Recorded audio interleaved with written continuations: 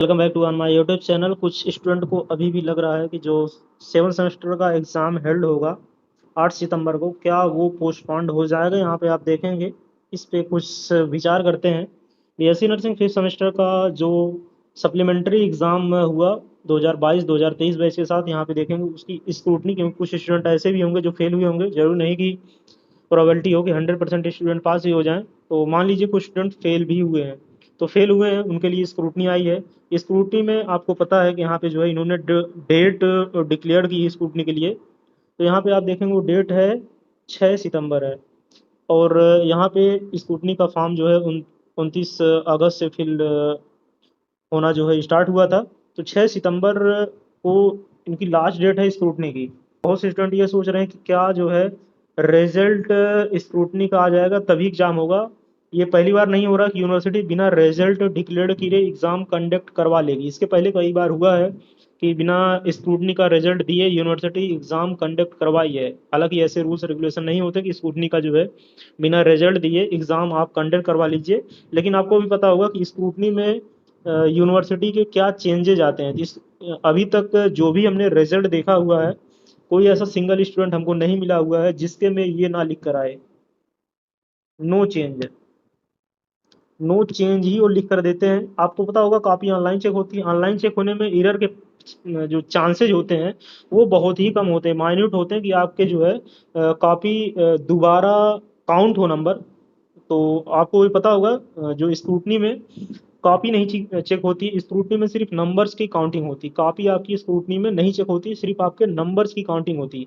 मान लीजिए अगर किसी क्वेश्चन पे 2 नंबर मिला हुआ है, बस उस क्वेश्चन को देखा जाएगा कि क्या उसकी काउंटिंग हुई कि नहीं हुई है। जो 38 नंबर लाने थे स्टूडेंट को, उसके मान लीजिए 35 नंबर आए हैं, तो क्या जो 2 नंबर उसकी काउंटिंग हुई है कि नहीं हुई, बस ये चीज़ें देखी जाती हैं। काउंटिंग में कहीं मिस्टेक तो नहीं है। मान लीजिए टोटल, आप समझ रहे होंगे बात को, तो काउंटिंग ऑनलाइन होती है तो इस पे मिस्टेक भी चांस जो है बहुत ही माइन्यूट के चांस होते हैं। बहुत कम चांस होता है कि मिस्टेक हो या एरर हो। तो स्क्रूटनी में नंबर बढ़ते भी इसलिए नहीं है, जो है बहुत कम चांस हो स्क्रूटनी में किसी का नंबर बढ़ जाए और काफ़ी ऑनलाइन चेक हो रही है। ऑफलाइन में नंबर बढ़ सकते हैं, हो सकता है भूल से मिस्टेक हो गई हो काउंट में, लेकिन ऑनलाइन में कोई मिस्टेक वगैरह नहीं होती है। इसलिए ये रिजल्ट आए ना आए इससे कोई फर्क नहीं पड़ेगा आपके 7 सेमेस्टर जो एग्जाम हेल्ड होगा 8 सितंबर को। मिडवाइफरी ऑफ एंड गायनी का ये पेपर है जो कि मई 2025 में हेल्ड हुआ है। BSc nursing final year examination 2000 जो 20 और 21 बैच था, वो भी अटल बिहारी वाजपेयी से, मैक्सिमम कॉलेज उससे ऐड थे। यहाँ पे आप देखेंगे पहला क्वेश्चन पूछा हुआ जो कि फिजियोलॉजिकल चेंजेज है। दूसरा क्वेश्चन पूछा हुआ है कि ये माइनर करके है, इसको हमने एआई से कन्वर्ट किया तो इसमें जो है थोड़ा सा मिस्टेक हुआ है। Explain the management of minor disorder of pregnancy, तो माइनर डिसऑर्डर ऑफ प्रेगनेंसी पूछा हुआ है। तो लगभग दोनों जो क्वेश्चंस आपको अटेम्प्ट करने हैं, ये जो है ऑर्गन के हिसाब से अटेम्प्ट करने हैं, मतलब सिस्टम वाइज अटेम्प्ट। जैसे मस्कुलेटरी सिस्टम क्या चेंज होगा, जीआईएम क्या चेंज होगा, रिस्पायरेटरी क्या चेंज होगा, इस प्रकार से आपको जो है क्वेश्चन जो है अटेम्प्ट करने हैं। What are the events that occurs during second stage of labour, तो लेबर से अबॉर्शन से हमने बताया कि आपको जो है क्वेश्चन कहीं ना कहीं देखने को आपको एग्जाम में जरूर मिलेगा। जो पेपर है आप देख पाएंगे, जब एग्जाम हेल्ड होगा आप देखेंगे कि यहाँ से कम 2-3 क्वेश्चन आपको रिपीटेड हुए प्रतीत मिलेंगे। जो है एंटीनेटल केयर यहाँ पे आप देखेंगे हो गया, एंटीनेटल ये केयर है। इसके बाद एबॉर्शन है, सेकंड एबॉर्शन है। यहाँ पे आप देखेंगे यही थोड़ा सा मिस्टेक किया हुआ है क्योंकि वो पेपर क्लियर नहीं था। यहाँ पे रोल ऑफ मिडवाइफ्स करके है स्क्रीनिंग में, हाई रिस्क प्रेगनेंसी में मिडवाइफ्स का क्या रोल होगा स्क्रीनिंग में, कुछ क्वेश्चन इस प्रकार करके है।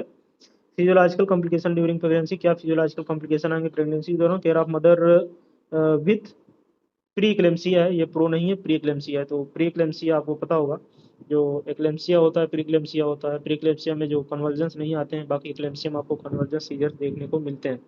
बाकी प्रोटीनूरिया, इसके बाद ये सब सारी चीज़ें जो है सेम रहती हैं। यहाँ पे आप देखेंगे शॉर्ट आंसर टाइप क्वेश्चन है, ये क्वेश्चन आप जो है अपने हिसाब से देख सकते हैं। यहाँ पे कुछ क्वेश्चन हम देखेंगे मिस्टेक तो नहीं है। डिफाइन क्राउनिंग है, डायमीटर्स ऑफ पेल्विक आउटलेट है, what are the function of amniotic fluid, ठीक है। डिफाइन सीपीडी है, इसके बाद डायलेशन एंड उस क्वेश्चन को भी, पेपर को हम इसमें थोड़ा सा ये पेपर कम्युनिटी का है जो कि साथ में ही जो 2020 और 21 बैच है उसी का क्वेश्चन पेपर है। यहाँ पे आप देखें क्वेश्चन कहाँ से उठाए हुए हैं। डिफाइन ऑक्यूपेशनल हेल्थ है, इसके बाद discuss the occupational hazards in steel industry and role of nurse in prevention of hazards है।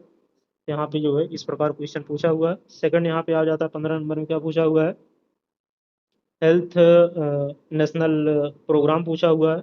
इसके बाद describe the initiative under the National Tuberculosis Elimination Programme पूछा हुआ है, तो आपको जो है नेशनल ट्यूबरक्लोसिस एलिमिनेशन प्रोग्राम, इसके बाद यहाँ पे सेकंड क्वेश्चन इसी में रखा हुआ है, discuss the role of community health workers nurse under दी। यहाँ पे आप देखेंगे कि कुछ क्वेश्चंस ऐसे भी आपको मिलेंगे, क्योंकि उसमें क्या था कि कुछ क्वेश्चंस सिलेबस चेंज हुआ है 2021 से, तो थोड़ा सा पैटर्न वगैरह में चेंजेज है।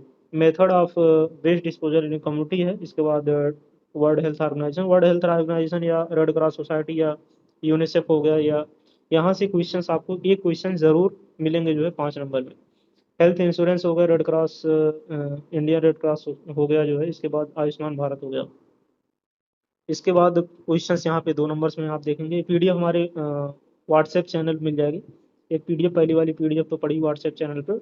इसके बाद describe to scope of community health nursing है। इसके बाद डिफाइन हेल्थ एजुकेशन, इसको आप अपने हिसाब से देख सकते हैं, 2 नंबर के क्वेश्चन पेपर है। ईएसआई एक्ट देखिए यहाँ पे पूछ लिया। ईएसआई एक्ट कभी काल जो है 5 नंबर में ही पूछ लेता है। यहाँ पे आप देखेंगे 5 नंबर में भी ईएसआई जैसे ऑक्यूपेशनल हजार्ड है, ये भी 5 नंबर पूछ सकता है।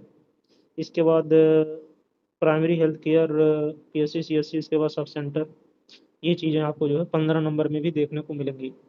उसके बाद ये क्वेश्चन है प्रिवेंटिव मेजर्स ऑफ डेंगू वगैरह, 5 नंबर में भी हमने देखा पूछा हुआ है किसी एग्जाम्स में। इम्यूनाइजेशन शेड्यूल हो सकता है पूछ ले 5 नंबर में, लेकिन बहुत कम चांस है, क्योंकि ये पार्ट पीडिया का ज़्यादा हो जाता है। तो आशा करते हैं वीडियो इन्फॉर्मेटिव लगी होगी और आपके कुछ डाउट्स भी सॉल्व हुए होंगे। अगर आपको कोई और डाउट्स वगैरह है तो कमेंट बॉक्स में कमेंट कर सकते हैं, ताकि जो पीडीएफ वगैरह है वो अवेलेबल हो जाएगी। मिलते हैं नेक्स्ट वीडियो में किसी नए अपडेट के साथ।